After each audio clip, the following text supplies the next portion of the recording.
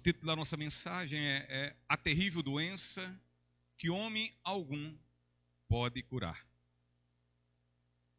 Livro de 2 Reis, capítulo 5, versículo 1 ao 3, diz assim: E Naamã, capitão do exército do rei da Síria, era um grande homem diante do Senhor e de muito respeito, porque por ele o Senhor dera livramento aos sírios, e era este homem herói valoroso, porém leproso. E saíram tropas da Síria, da terra de Israel, e levaram presa uma menina que ficou ao serviço da mulher de Naamã. E disse esta à sua senhora: Antes o meu senhor estivesse diante do profeta que está em Samaria, ele o restauraria da sua lepra.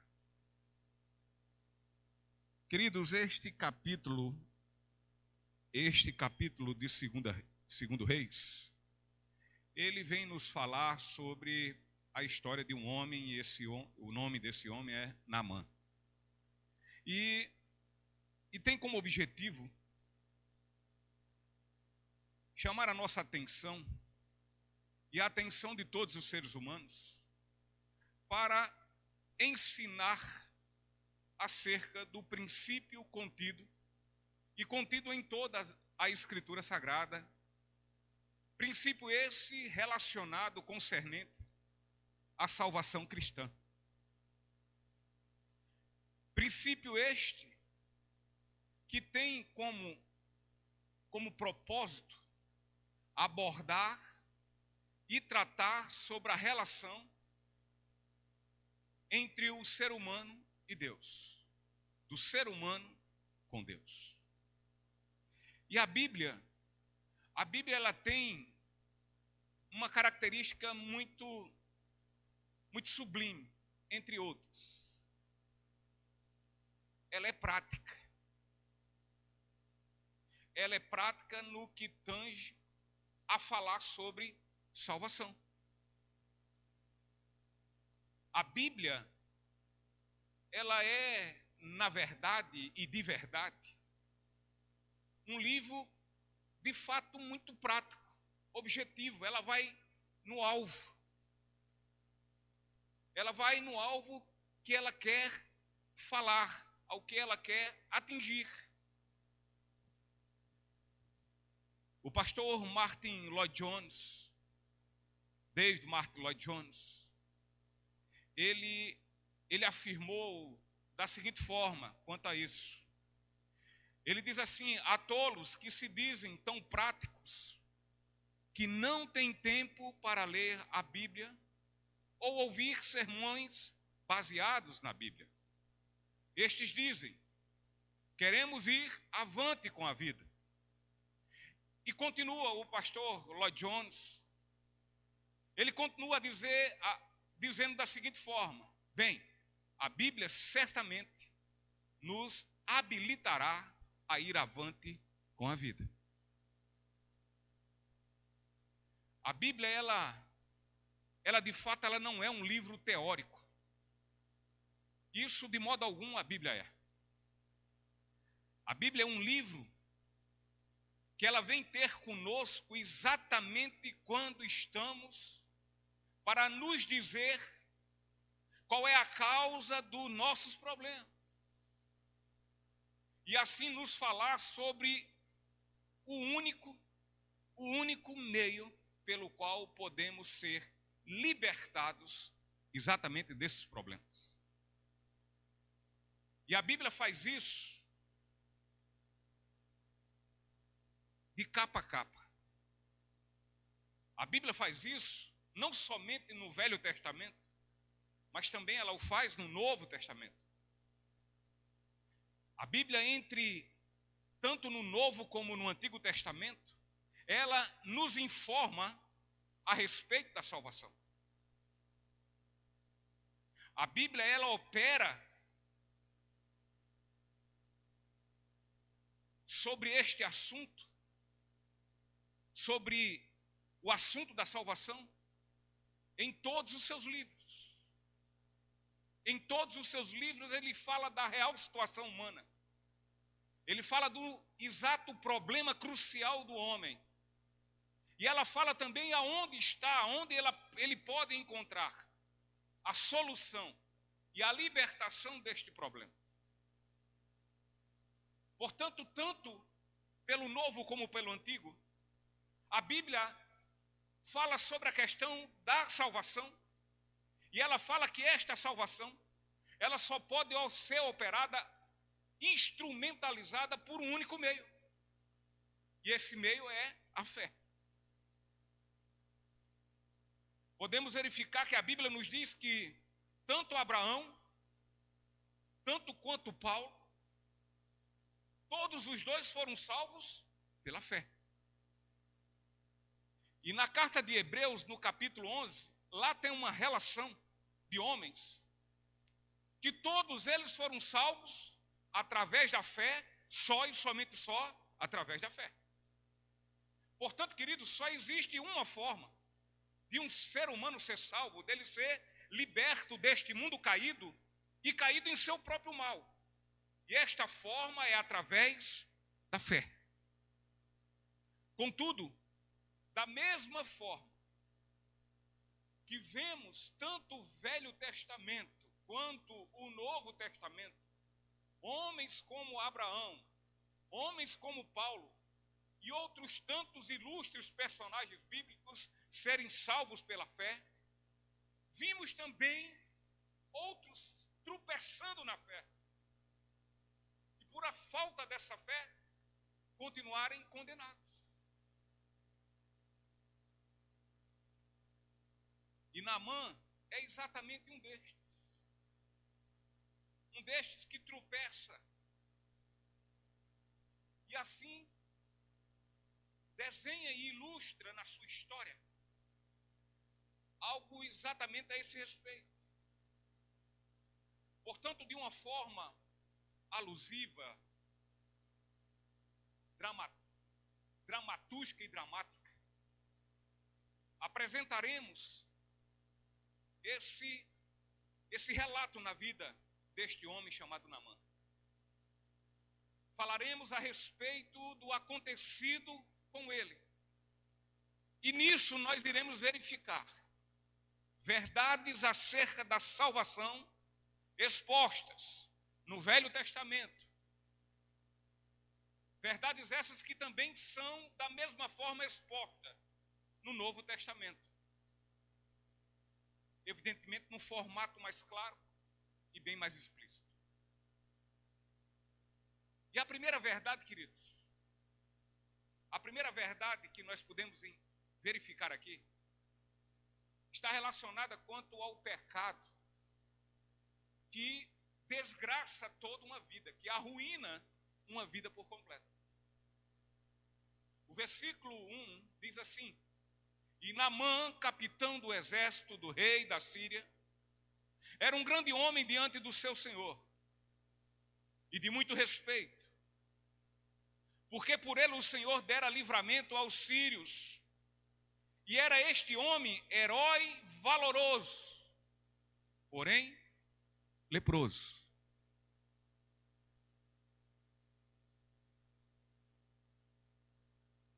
Como os irmãos sabem, a minha vida profissional é dedicada a uma empresa. E por vezes, e quase que sempre, isso ocorre geralmente quando eu passo um dia sem, ou talvez um dia todo sem me apresentar no escritório. Mas quando o Léo chega,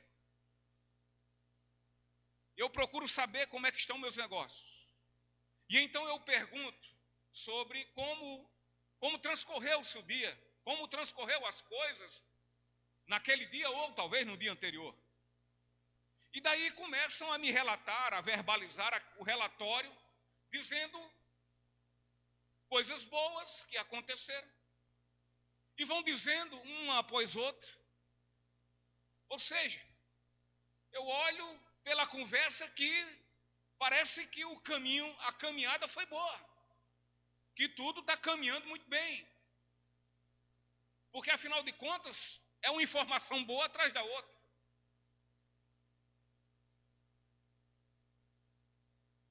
na mente diz, olha, parece que tudo aqui dentro da minha empresa está perfeito. Contudo, em meio a esse relato de coisas boas, em cima de coisas boas, há uma pausa, há uma vírgula. Porém, tudo estava indo maravilhosamente bem.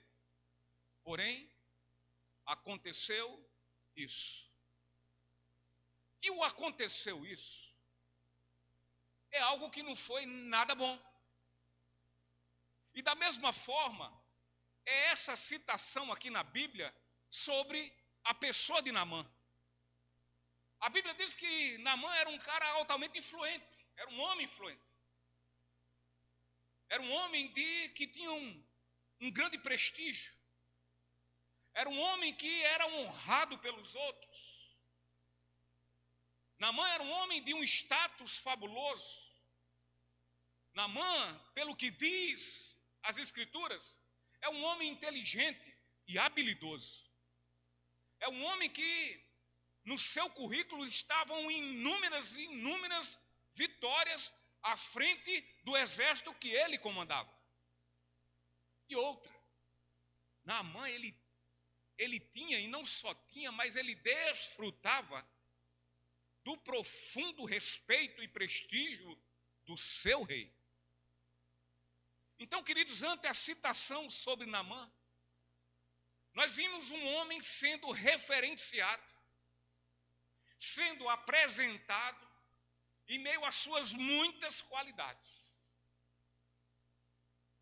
levando qualquer pessoa a ouvir isso sobre outra, pensar que ali trata-se de um homem perfeito. Ou seja, era como se olhasse para Naamã e dissesse, olha,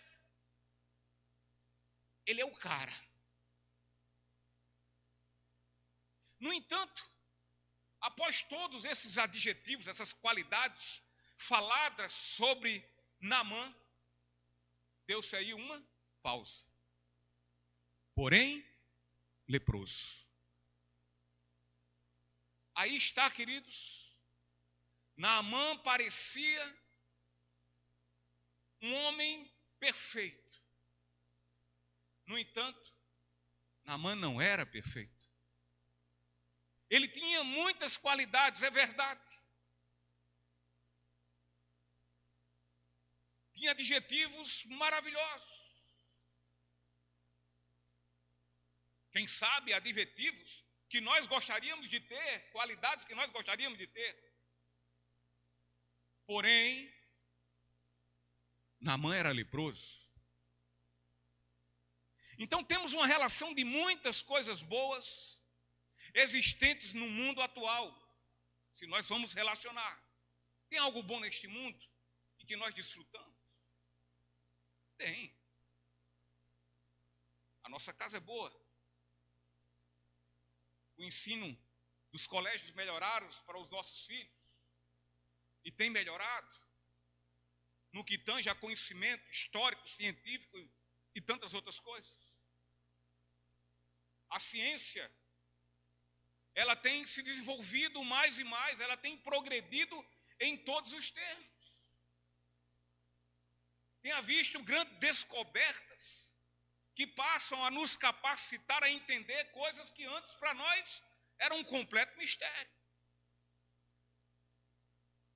Você avalia quando se falavam de ir à Lua, quando ainda não tinha ido, quando ainda não havia a explicação de como é que chegariam até lá. Mas hoje está mais fácil, não é um grande mistério. A própria medicina, dia após dia, ela vem descobrindo curas de diversas enfermidades que lá atrás eram completamente incuráveis. A tecnologia cibernética, que nos deixa hoje tendo acesso à comunicação verbal e visual com todas as pessoas do outro lado do mundo. Agora mesmo nós estamos utilizando dessa tecnologia.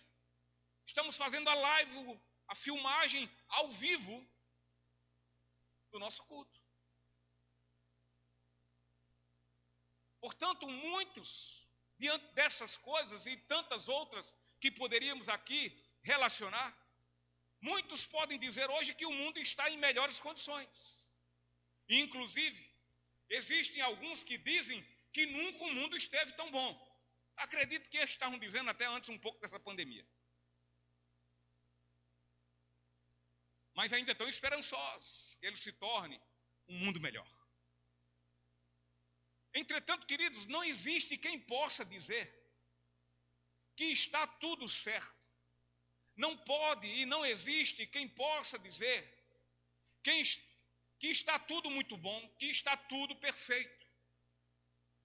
Porque, afinal, depois de dizermos e relacionarmos tantas coisas boas, haveremos quem, ou haverão estes que dizem isso, haverão de botar o pé no freio, dar uma pausa e dizer, porém,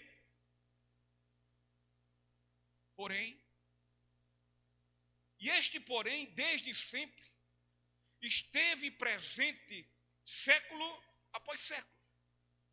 É possível, dentre ao que falamos sobre as coisas boas do mundo e mais tantas outras, poderíamos dizer que tudo seria perfeito, contudo existe um porém.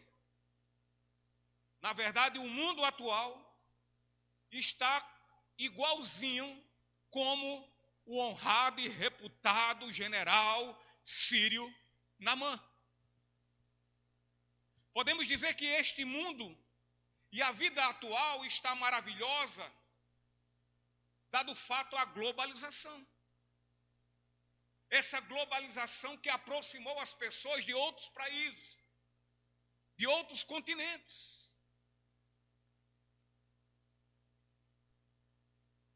Podemos estar dizendo que este mundo e a vida atual está maravilhosa, dado o fato que nós passamos a ganhar mais, dado o fato que nós compramos mais.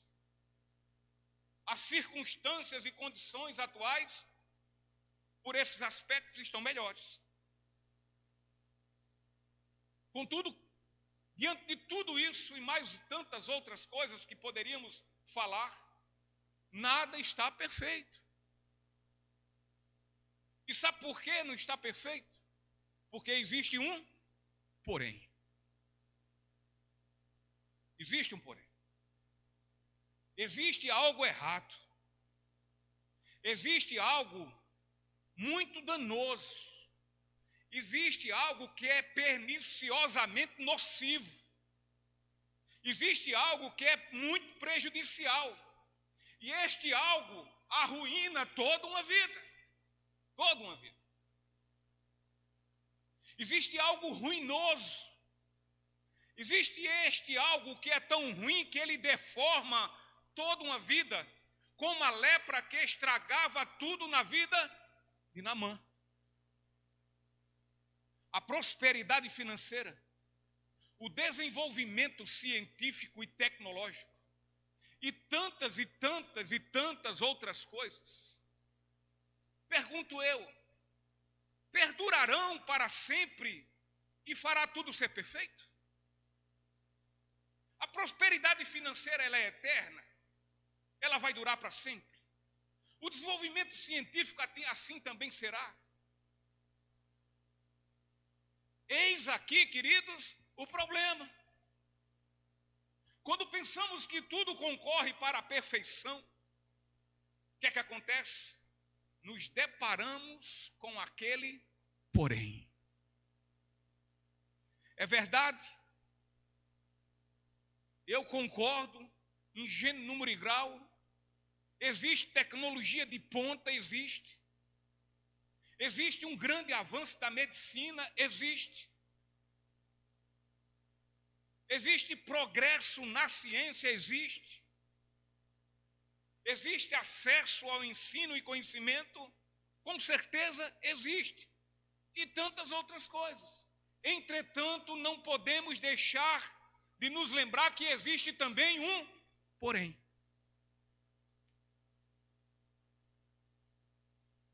O apóstolo João, ele lembra aos cristãos, em sua carta, já no finalzinho, no capítulo 5, ele lembra aos cristãos acerca deste mundo, de como ele se encontra. Ele lembra e diz o seguinte, e que na parte finalzinho do capítulo 5, versículo 19, ele diz, e que todo mundo está no maligno. Ele tem lembrado, a gente é que tem esquecido disso, mas ele tem lembrado, este mundo está no maligno. Ele está morto no seu próprio mal. Então, queridos, no mundo tem havido todas estas coisas. E o ser humano tem desfrutado de todas elas. Porém, o mundo está morto em seu próprio mal. Parece até que tudo concorre, parece que tudo corrobora, ou seja, fortalece para a perfeição. Porém, o mundo está leproso tanto quanto Naamã estava. Deformado. O mundo está deformado e se deformando dia após dia. Todas essas coisas boas às quais nós fizemos referência, elas existem, porém, nunca se matou tanto. Todas essas coisas boas que nós falamos existem, porém, nunca houve um índice de divórcio do tamanho que nós temos vivenciado.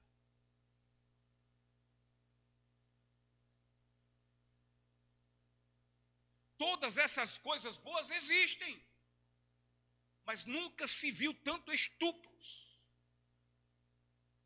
Eles são crescentes.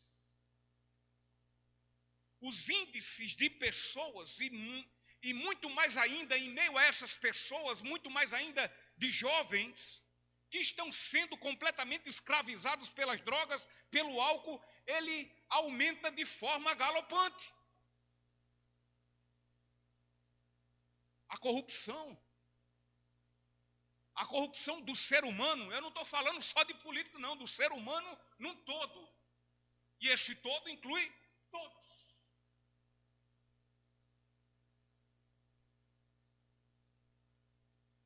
Essa corrupção, ela está passando a ser vista como algo normal, uma prática normal. Parece que nós estamos entrando naquela... Irmã Maria José deve lembrar, Ivonete, eu acho que sim. Mãe Helena. A propaganda de Gesso, que é preciso levar vantagem em tudo. Não interessa o pescoço que vá se pisar. E isso parece que agora, cada vez mais, é normal.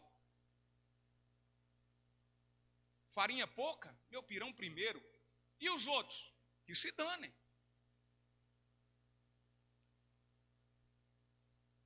Então a corrupção está entrando como algo normal. Algo que deve existir e fazer parte de nossas vidas. Há outro fato também que também está entrando na normalidade é o conceito sobre família cada vez mais deformado. Cada dia que passa a família toma outro formato. Desde sempre, desde que o mundo começou, família é macho e fêmea. A nossa Constituição diz que é assim, mas agora entende que não. E eu estou vendo daqui a pouco, Amaro, até cachorro com cachorro é família, porque cachorro com gente já é.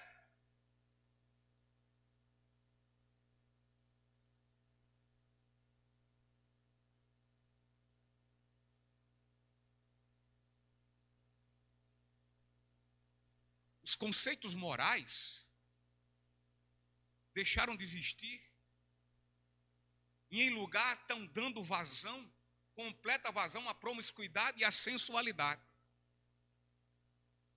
Nunca houve tanto isso.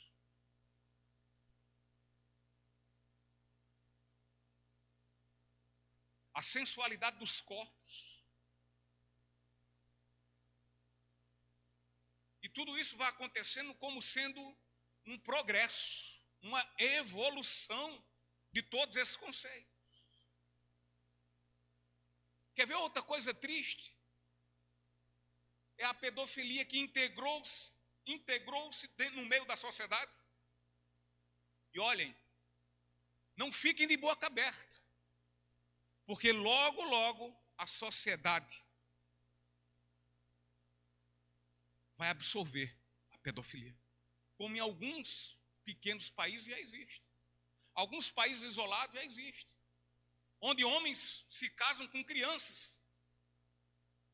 Em meio ao povo muçulmano, muitos fazem isso. Não se abisme. Aborto até o outro dia ninguém admitia. Até praticavam, mas não admitiam. Mas agora não. É o direito da mulher. Meu corpo, meu direito. Nosso país vizinho, a Argentina, as pessoas batem palmas. E aqui há muito político dentro do Congresso querendo que mude, que aprove um aborto. E são coisas que vão acontecendo e que a gente não tem nem ideia.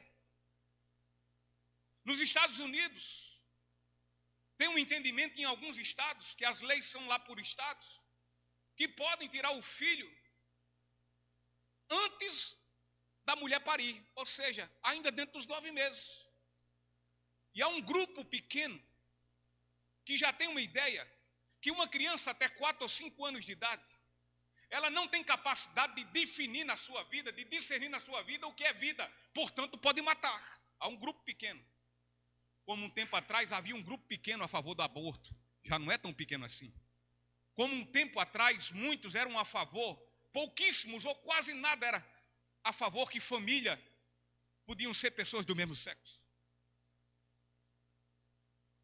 Hoje é pequeno esse grupo? Não é. Então não fiquem pasmados quando isso acontecer.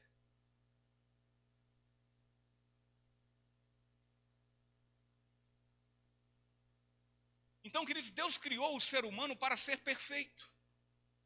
Deus criou o ser humano para ele ser íntegro e completo. Deus o fez conforme a sua vontade. Deus fez para que nada lhe faltasse.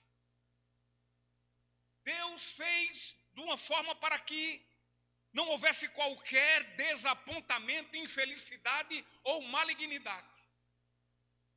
A vida concedida por Deus ao ser humano foi para que fosse vivida nestes termos e em completitude, sem mácula e sem nada que pudesse arruinar a sua vida.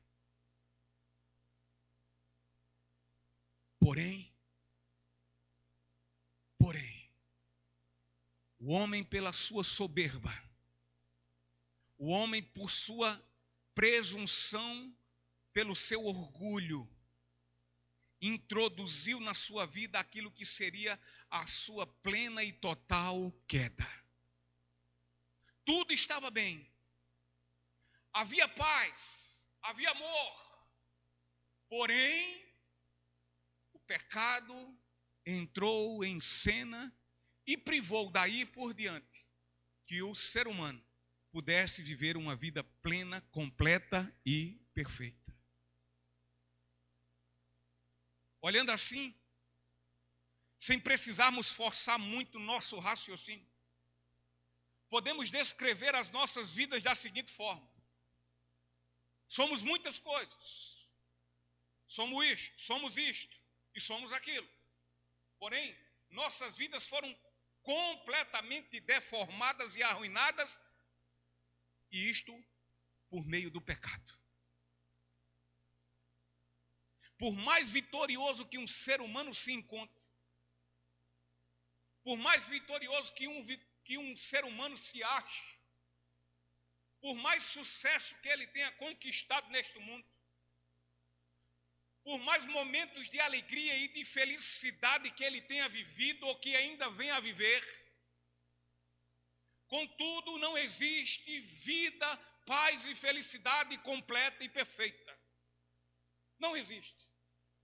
Ainda que a vida do ser humano seja próspera, ainda que essa vida deste ser humano seja repleta de momentos felizes e de muito sucesso, porém, ele é leproso, ele é pecador. O pecado arruinou completamente a sua vida.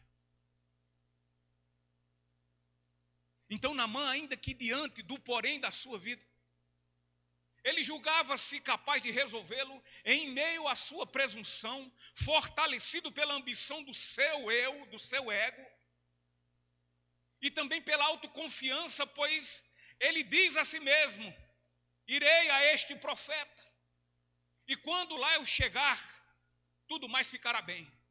Eu irei. A verdade, Naamã chegou ao profeta, porém, nem tudo ficou bem, pois havia algo que impedia de tudo ser resolvido. Havia um porém. Naamã, ainda que tivesse na sua pessoa um excelente conceito pelo seu senhor, o rei da Síria, contudo, nada disso mudou a realidade da sua vida. Ele era um homem reconhecidamente valoroso. Ele tinha um status sublime. Porém, leproso. Naamã tinha muitas qualidades aos olhos das pessoas.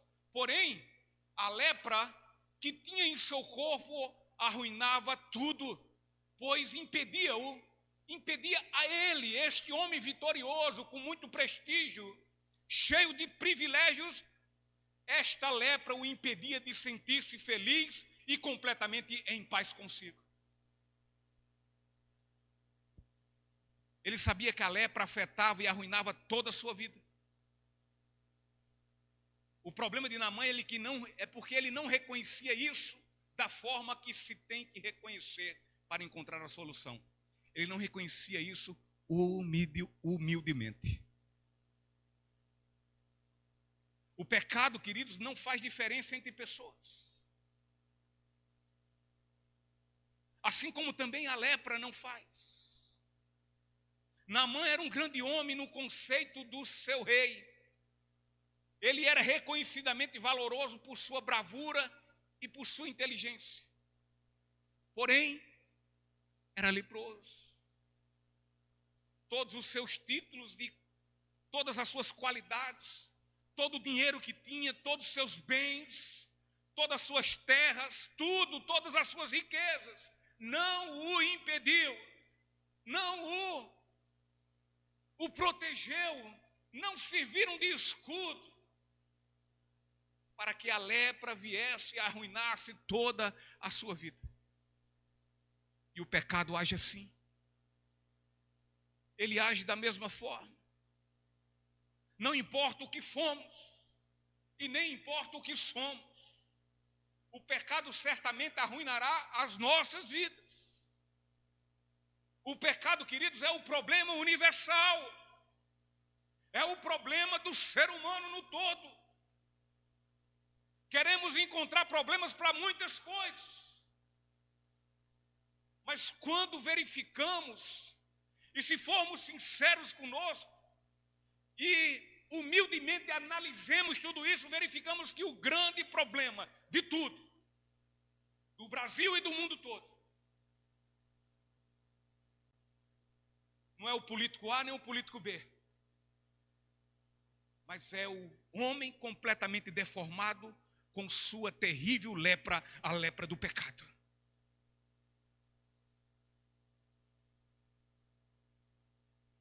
Isto arruina tudo. Portanto, a Bíblia afirma que o pecado é ele sim que arruína a vida e a torna terrível e horrenda.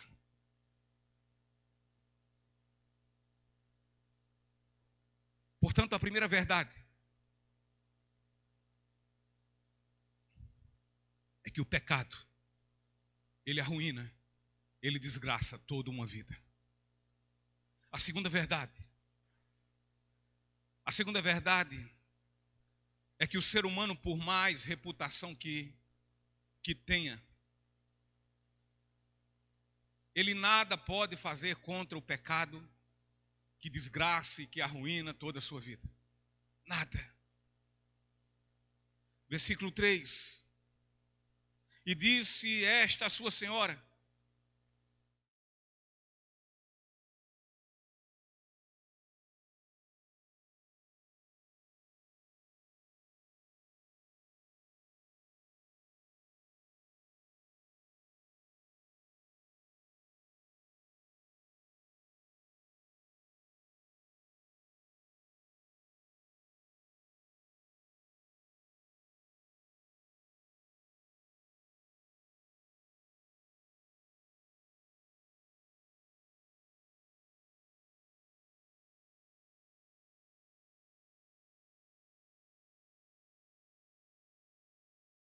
essas informações sobre Naamã, temos a absoluta certeza que ele buscou a cura e solução do seu terrível problema. Ele buscou o socorro nos melhores médicos. Ele deve ter buscado, com certeza. Ele deve ter ido para o sírio-libanês da sua cidade.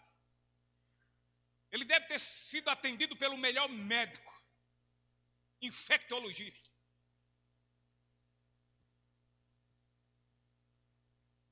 E exatamente estes médicos, esses hospitais altamente credenciados, devem ter tentado de todas as formas fazer o máximo para que Naamã fosse curado e encontrasse a solução àquilo que arruinava toda a sua vida.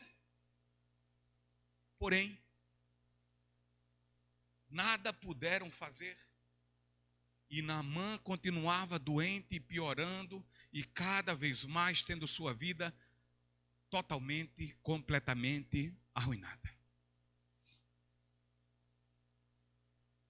E o texto continua, do versículo agora 4 ao 6, e diz: então foi Naamã e notificou ao seu senhor, dizendo: assim e assim falou a menina que é da terra de Israel. Então disse o rei da Síria: vai, anda, e eu enviarei uma carta ao rei de Israel. E foi e tomou na sua mão 10 talentos de prata, 6.000 siclos de ouro e 10 mudas de roupas, e levou a carta ao rei de Israel, dizendo: logo em chegando a ti esta carta, saibas que eu te enviei Naamã, meu servo, para que o cures da sua lepra. Então Naamã, tomado de toda a sua presunção,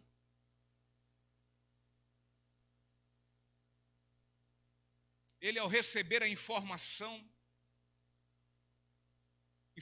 essa saída da boca daquela menina que trabalhava em sua casa, e essa informação era sobre a solução do seu grande problema e arruinador problema,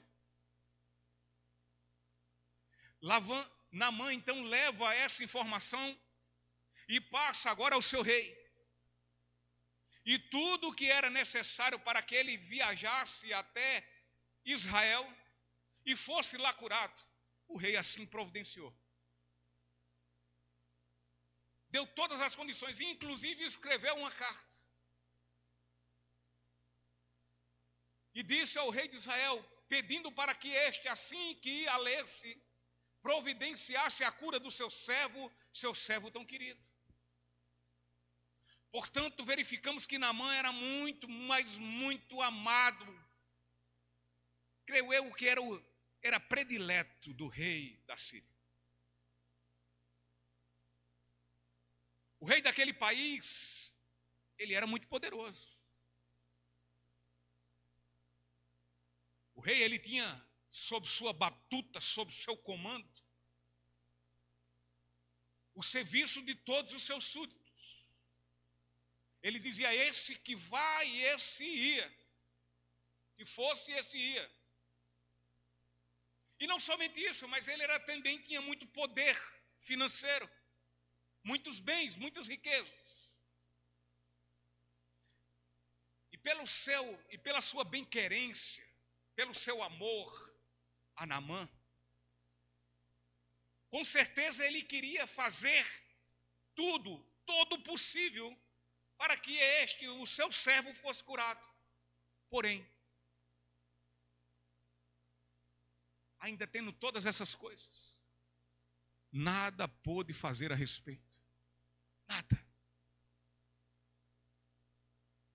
O versículo 7 diz: e sucedeu que, lendo o rei de Israel a carta, rasgou as suas vestes e disse: sou eu Deus para matar e para vivificar? Para que este envie a mim um homem, para que eu o cure de sua lepra? Como dizem as pessoas, ele está tirando com a minha cara. Pelo que deveras notai, peço-vos e vede que busca ocasião contra mim. Então o rei de Israel, não diferente do rei da Síria, era um rei poderoso, tinha muitas pessoas a seu comando, era possuidor de bens e de riquezas, e da mesma forma nada pôde fazer a respeito do terrível problema de Naamã, que arruinava toda a sua vida. Ambos eram poderosos, contudo, os seus mágicos, seus feiticeiros, seus encantadores, seus médicos, seus exércitos, em nada puderam socorrer e curar Naamã.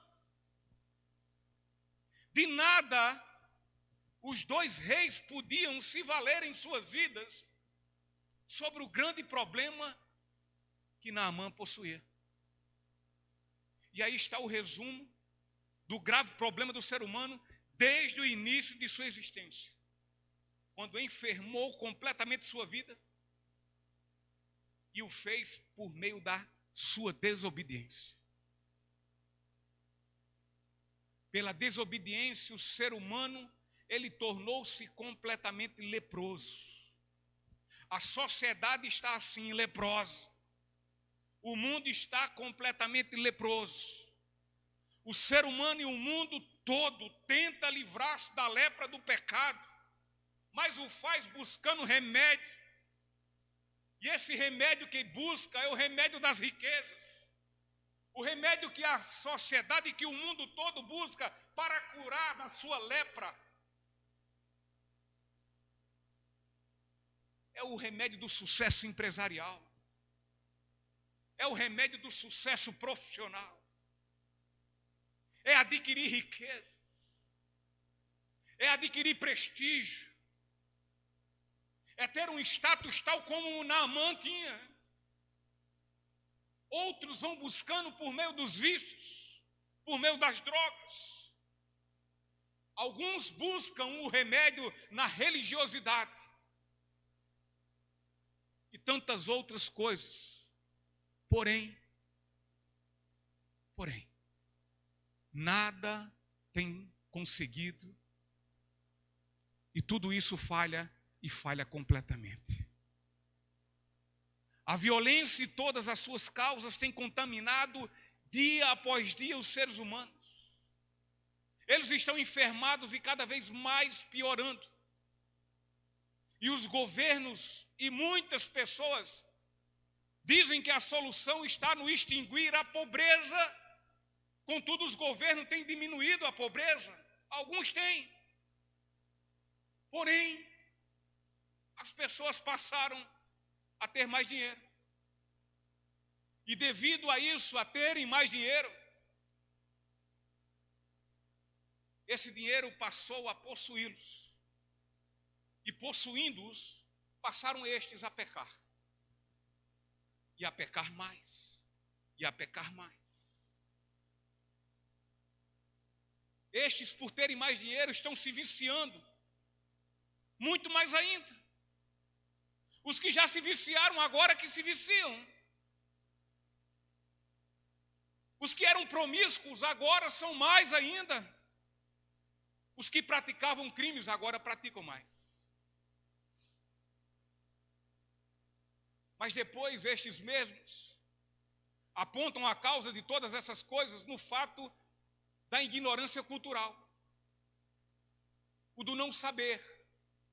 O do não ter conhecimento. apontam isso como a causa de todas estas causas. Ou seja, os seres humanos, os povos de todas as nações precisam ser estes instruídos, precisam de mais escolas, precisam de mais universidades. Queridos, nos últimos tempos o Brasil teve um crescimento de número de escolas como nunca, de universidades. É uma verdade, é fato.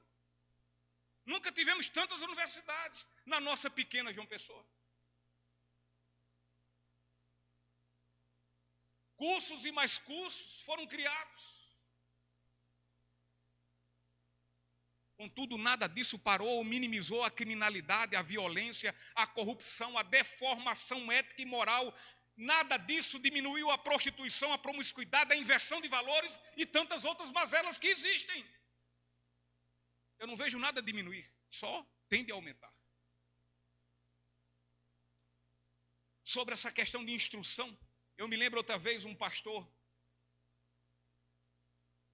ele pregando. Na realidade era mais uma palestra e ele falando sobre as questões de conhecimento. E tinha alguns professores, colegas dele também, que ele era. E ele disse, olha, de fato, a instrução, o conhecimento, ele nos ajuda em muitas coisas. Nos ajuda nos nossos empregos, nos nossos empreendimentos, em tantas outras coisas. Nós precisamos ter instrução para serem melhores professores. Isso é verdade. Agora, uma coisa eu digo a vocês. Só quem liberta é Jesus Cristo e não conhecimento humano. E vou dar um exemplo. Ele disse, eu conheço doutores e mais doutores, cientistas, homens graduados, com doutorados, pós-doutorados, defensores de teses e mais teses, e que chegam dentro de uma barraca e dizem, me dê aquela carteira de cigarro. E a pessoa lhe dá a carteira de cigarro, ele olha para a carteira de cigarro e tem lá um rótulo, diz, fumar traz câncer, fumar traz isso, fumar traz impotência sexual, fumar, todos os danos são colocados ali com retratos visuais. Ou seja, o conhecimento não é só em letras, mas no visual. E o que é que ele faz? Ele abre sua carteira e fuma toda ela. É falta de instrução? Mas é a lepra que contamina e que estraga e que arruína a vida de todo ser humano. A lepra do pecado.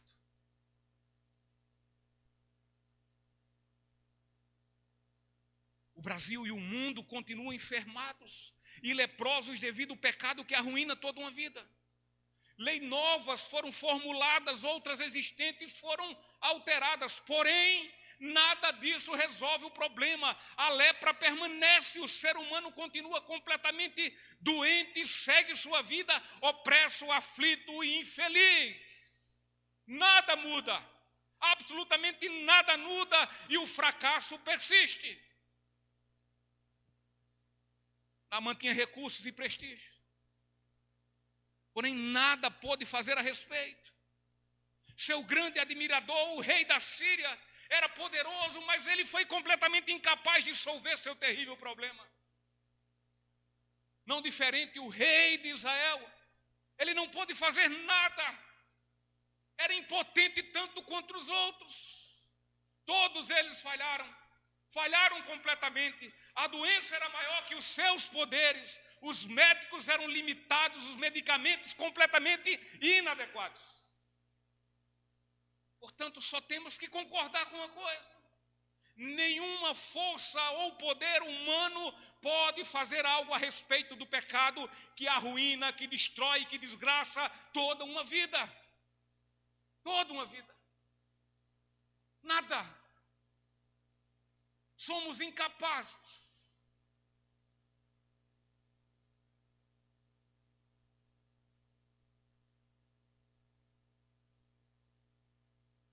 A terceira verdade.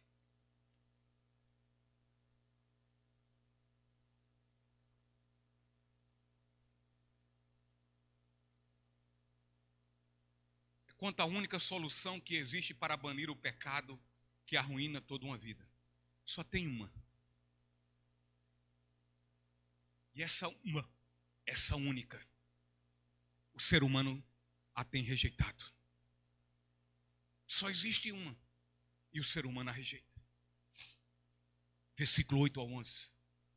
Sucedeu, porém, que ouvindo, me perdoe, Eliseu, homem de Deus, que o rei de Israel rasgara as suas vestes, mandou dizer ao rei: por que rasgaste as tuas vestes? Deixa-o vir a mim, e saberá que há profeta em Israel. Veio, pois, Naamã com os seus cavalos e com o seu carro, e parou à porta da casa de Eliseu.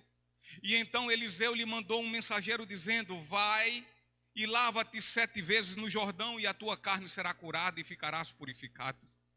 Porém Naamã muito se indignou e se foi dizendo: eis que eu dizia comigo, certamente ele sairá, por-se-á em pé, invocará o nome do Senhor seu Deus e passará a sua mão sobre o lugar e restaurará o leproso.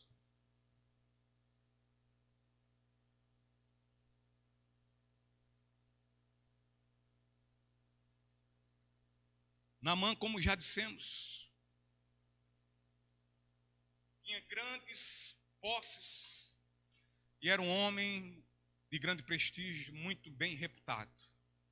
Porém, era leproso. Era leproso. Naamã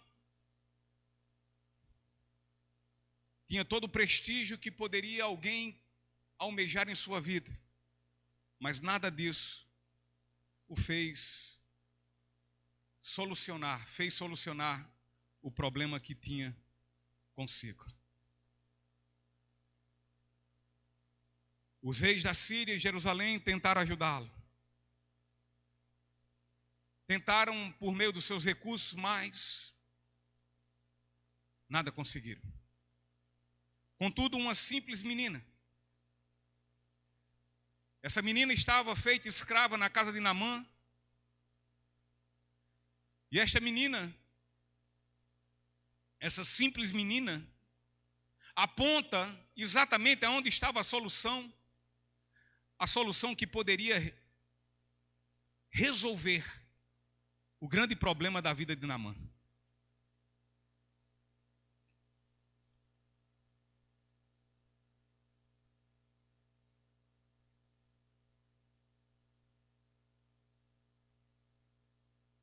Aos olhos humanos, não parecia uma solução muito confiável. Não parecia uma grande solução. Na verdade, aos olhos humanos, parecia uma medíocrezinha solução. Uma solução que poderia muito se desconfiar. Parecia uma solução completamente desvalorizada. Uma menina escrava. A solução, queridos, estava exatamente aonde aquela menina apontou, estava lá em Eliseu. O profeta aqui sabia quem unicamente poderia salvar Naamã do seu terrível problema. Aí está mais uma vez a semelhança da história de Naamã e o mundo. O mundo está completamente doente, enfermado, leproso. O mundo, ou seja, os seres humanos que nele vivem, eles estão com suas vidas arruinadas e arruinadas devido à lepra do pecado. Entretanto, há uma solução. Existe uma solução e uma objetiva solução. Uma solução absoluta, completa e bastante. Uma solução totalmente segura. Contudo, o mundo não lhe dá nenhuma atenção. O ser humano rejeita esta solução. O ser humano não toma conhecimento ao seu respeito. Não lhe dá o cabimento. O ser humano perdido em seu orgulho e soberba não enxerga a solução do seu problema, a solução da sua lepra que está bem à sua mão. De alguma forma o ser humano sabe, ele de alguma forma sabe o quanto está enfermado, o quanto ele está doente, o quanto ele está muitíssimo contaminado. E com a sua vida completamente desgraçada. De alguma forma ele sabe.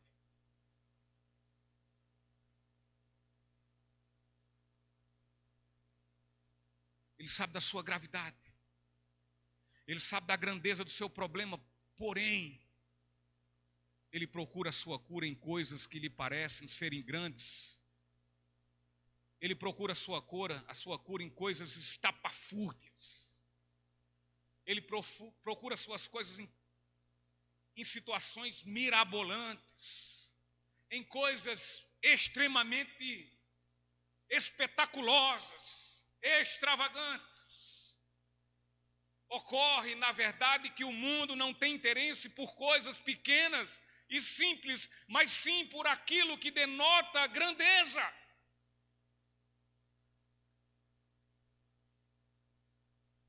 Ainda que não saiba nem o que é. Os reis, assim como Naamã, buscaram soluções grandiosas segundo suas convicções. Mas a solução não estava ali. Contudo, os grandes reis estavam interessados e estavam muito mais preocupados com as grandes questões. Semelhantemente, é a visão do mundo, é a sua concepção. A resposta para a solução da lepra de Naamã estava na cozinha da sua casa. Era uma menina, era uma adolescente israelita, a qual haviam feito escrava e a colocar a serviço de sua casa. É o que diz lá no versículo 2. E saíram tropas da Síria e da terra de Israel e levaram preso uma menina que ficou a serviço da mulher de Naamã. A menina era algo insignificante. Quem conhecia aquela menina? Ninguém. Ninguém sabia quem era. Ninguém tinha conhecimento de sua existência. Sim, era algo demasiadamente insignificante. Mas é por meio desta menina, é exatamente por meio dela que é manifestado do palácio, no poder do rei e em seus conselheiros. É através daquela menina que é manifestada diante dos olhos dessas pessoas. É através daquela menina que é instrumentalizado a condição de ser manifestado o Evangelho.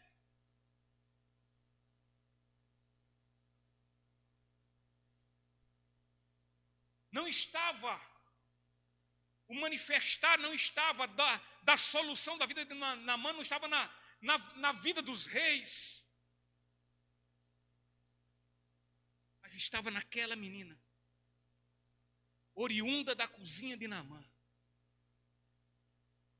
A resposta para a cura da lepra de Naamã vinha exatamente do lugar mais modesto, mais simples, mais humilde, da grande estrutura do palácio de Naamã. Nós podemos agora darmos uma viagem ao Egito, na época de José, e nós lembrarmos aqui que o faraó teve um sonho, não foi? O faraó era poderoso, dono de grandes fortunas. O faraó tinha muito poder, porém, ele não teve capacidade de interpretar aquele sonho. Nem ele, nem seus sábios, seus encantadores, seus magos, seus astrólogos, não tiveram. Contudo, havia a resposta para aquele sonho. Agora, de onde veio a resposta do sonho? Veio da prisão. veio da boca de um prisioneiro. Agora, quem era aquele prisioneiro? Era José, mas quem carga d'água é José. Quem é José? José era um pobre homem que foi vendido como escravo. Entretanto, José foi o insignificante que trouxe a interpretação do sonho de Faraó, trazendo ao Egito o livramento do sofrimento de uma grande fome.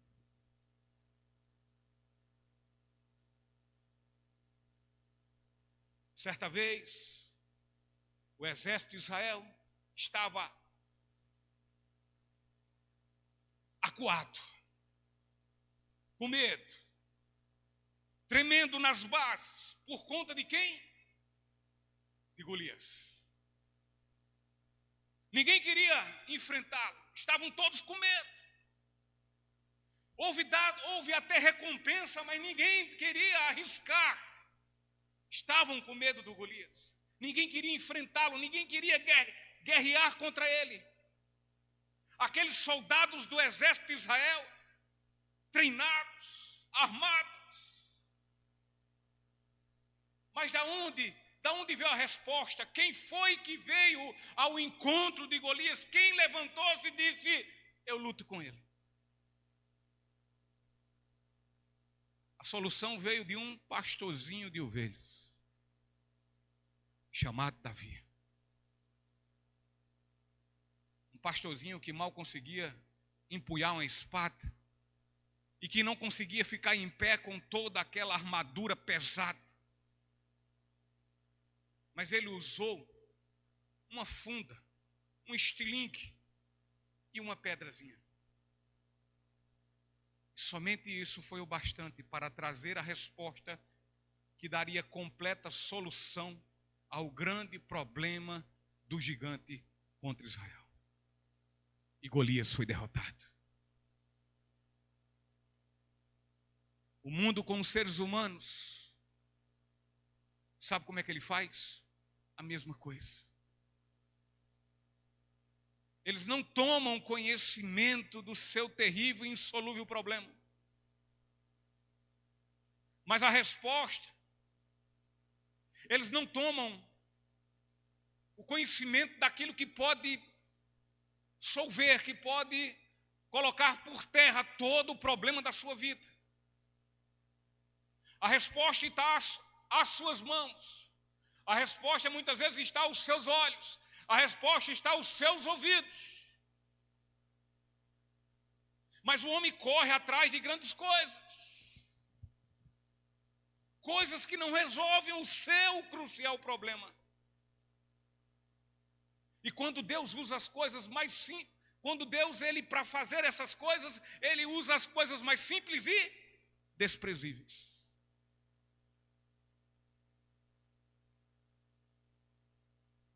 Isaías 53, versículo 2 e 3, diz assim: ele cresceu diante dele como um broto tenro e como uma raiz saída de uma terra seca. Ele não tinha qualquer beleza ou majestade que nos atraísse, nada em sua aparência para que o desejássemos. Foi desprezado e rejeitado pelos homens, um homem de tristeza e familiarizado com o sofrimento, como alguém de quem os homens escondem o rosto. Foi desprezado. E nós não o tínhamos em estima. O mundo esperava o Messias. O mundo esperava uma resposta dos céus para a solução de seus terríveis problemas, para a libertação do seu cativeiro. Ele observava os céus, tentando ver de onde poderia vir o seu socorro. O mundo, no entanto, não olhava, sabe para onde? Para Belém. Olhava para Jerusalém. Não olhava para uma das mais insignificantes cidades de Judá. Os seus olhos estavam para Jerusalém, para as grandes coisas. Não olhavam para a cidade pequena de Judá, da onde ali viria o verdadeiro Messias, o enviado de Deus para libertar o seu povo, e este veio. Ele nasceu em Belém. Não, ele não nasceu em Jerusalém. O rei dos judeus, ele não nasceu num grande e pomposo palácio, mas ele nasceu dentro de uma estrebaria, nos fundos de uma hospedaria, visto que não havia lugar para ele. Ele não dormiu num rico e confortável berço, banhado de ouro e cravado com diamantes e pedras preciosas, mas ele nasceu numa manjedoura, isto é, num coxo forrado de capim. Louvado seja o nome de Jesus. O Evangelho de Marcos, no capítulo 11, versículos 7 ao 9, diz: trouxeram o jumentinho a Jesus, puseram sobre ele os seus mantos, e Jesus montou. Muitos estenderam seus mantos pelo caminho, outros espalharam ramos que haviam cortado nos campos. Os que iam adiante dele e os que o seguiam gritavam: Hosana, bendito é o que vem em nome do Senhor. O mundo esperava um grande e forte general de guerra para libertá-lo. O mundo esperava tipo um Alexandre o Grande, montado num pomposo cavalo. Ele entraria em Jerusalém em cima de um belo e forte cavalo. Quando na verdade quem entrou em Jerusalém foi o carpinteiro Jesus, montado num jumentinho. O mundo esperava, sabe o quê? Que o Messias, o rei dos judeus, viesse com um grande e poderoso exército e então estabelecesse seu reinado e libertasse o seu povo do poder de Roma. E ainda assim, hoje o mundo espera.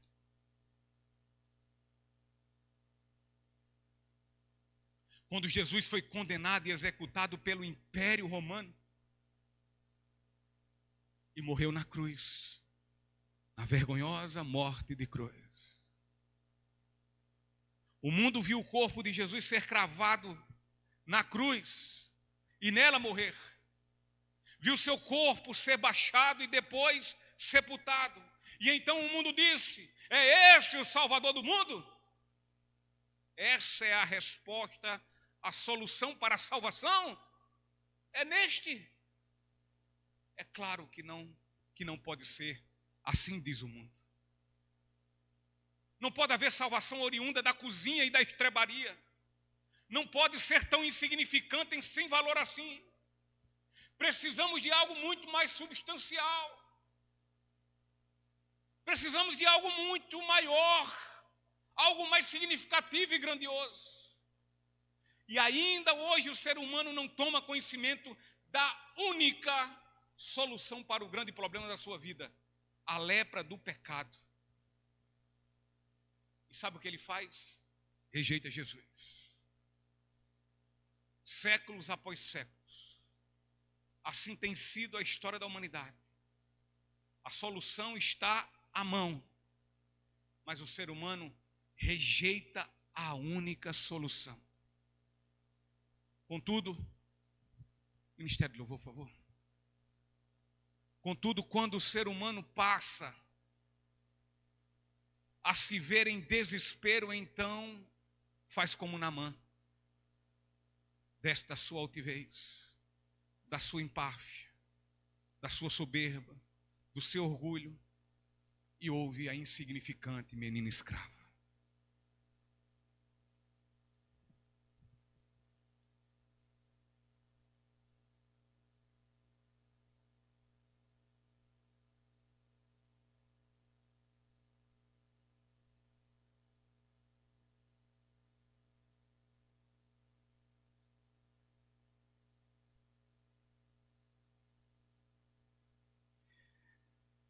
Seguindo o texto,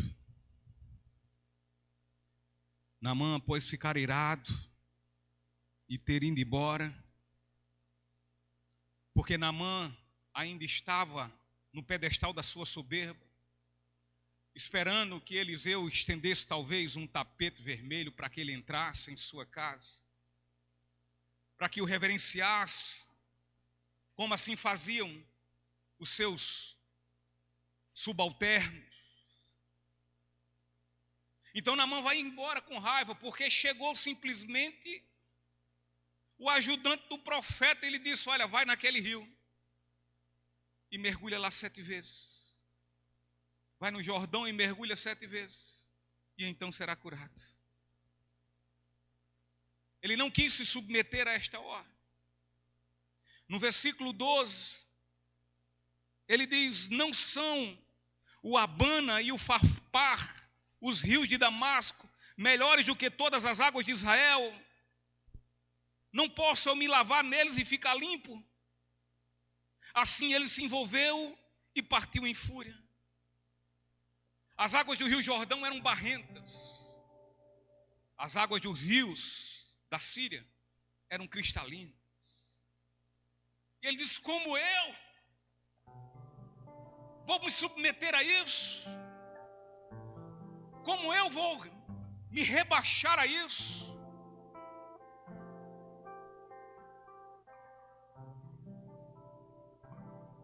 E os seus servos se aproximaram e falaram a ele e disseram: meu pai, se o profeta tivesse te pedido para fazer uma coisa grande, não a terias feito por tu? Quanto mais agora que ele te disse: lava-te e ficas limpo. Então ele desceu e mergulhou 7 vezes no Jordão, segundo o dizer do homem de Deus, e a sua carne retornou como a carne de uma pequena criança, e ele foi limpo.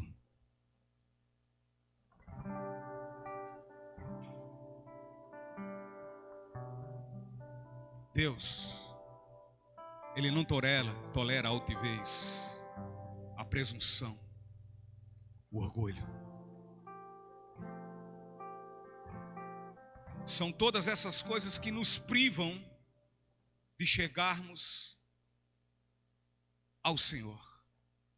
Porque são todas essas coisas que nos cegam, nos deixando não ver quem de fato nós somos. Leprosos, que carecemos ser limpos, e que só podemos ser limpos por meio do sangue de Jesus Cristo, o Cordeiro Santo de Deus. Mas é preciso humilhar-se, descer.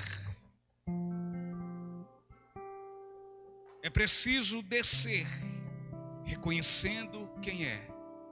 Eu sou pecador, eu sou leproso, e eu preciso da tua misericórdia, Senhor. Eu preciso da tua graça sobre minha vida.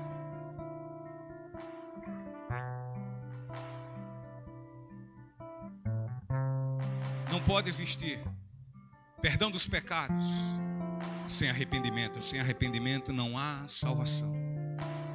E só pode haver arrependimento se houver prostração, humilhação, reconhecimento que nada é e que Deus, Ele é tudo e tudo quanto precisamos para sermos purificados, para sermos curados da pior doença que existe, a lepra do pecado, que nos fada a vivermos longe, separados de Deus e condenados ao inferno.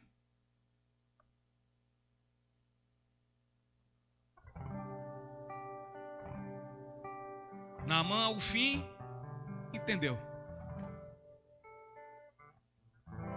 Naamã, ao fim, abriu seus olhos e verificou quão imerecedor ele era da misericórdia e da graça de Deus. Então Naamã obedece e vai ao Jordão, assim como o profeta disse: vai e mergulha 1, 2, 3, 4, 5, 6, 7 vezes e ser limpo. A questão não está em ser uma, em ser duas, em ser 7 ou ser 1000 vezes. A questão está no que o Senhor diz e nós dizemos: sim, Senhor, assim farei. Está na obediência. Melhor é obedecer do que? A desobediência nos leva a viver longe de Deus. E assim o ser humano está. Por conta da lepra do pecado, em completa desobediência com o Senhor. Não conseguindo enxergar os seus pecados. E nem tampouco conseguindo enxergar em Jesus Cristo, o único capaz de nos justificar de todos os nossos pecados e aplacar sobre nossas vidas a justa ira de Deus. O versículo 15 diz: e ele retornou ao homem de Deus, oh glória a Deus, ele e toda a sua companhia, ao testemunho, e veio e pôs diante dele e disse: eis que agora sei que não há Deus, amado, só o único Deus, em toda a terra, senão em Israel.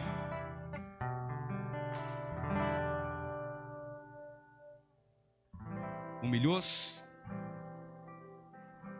arrependeu-se, confessou e foi salvo. Foi limpo. Foi limpo.